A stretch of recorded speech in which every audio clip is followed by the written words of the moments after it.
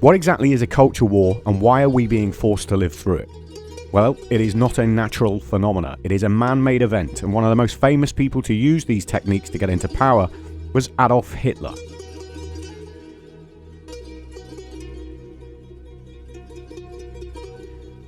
Chairman Mao, Stalin, Lenin, Pol Pot, they all used these techniques to get into power. You see, they create a cultural divide, which gets everyone fighting. Then once you're fighting, once you're destroying your own society and your own culture, then in comes a strong leader to sort it all out. The strong leader usually being the one who brought about the destruction in the first place.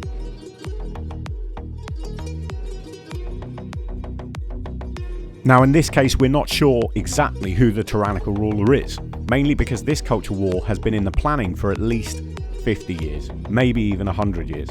But we do know exactly where it has come from. It's come from one political field. They have been very clear in all of these years that all of the research that they conduct, all of the policies they write, social policies and wider legislation, they are all designed to deconstruct the patriarchally oppressive capitalist economy in favour of bringing about a matriarchal, socialist, utopian future.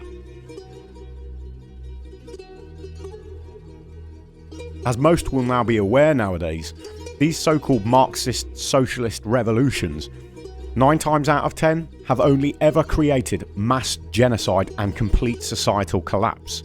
They have in fact led to the bloodiest chapters of human history. 262 million deaths in 150 years, all in the pursuit of this so-called egalitarian ideology. And the attack on family is the biggest part of this so-called revolution. Chairman Mao did exactly the same.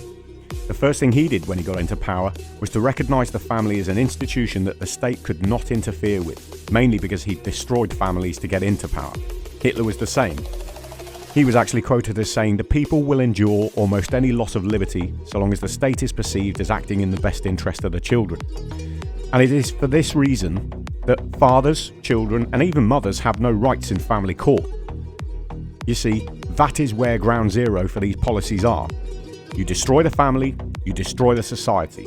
It is that simple.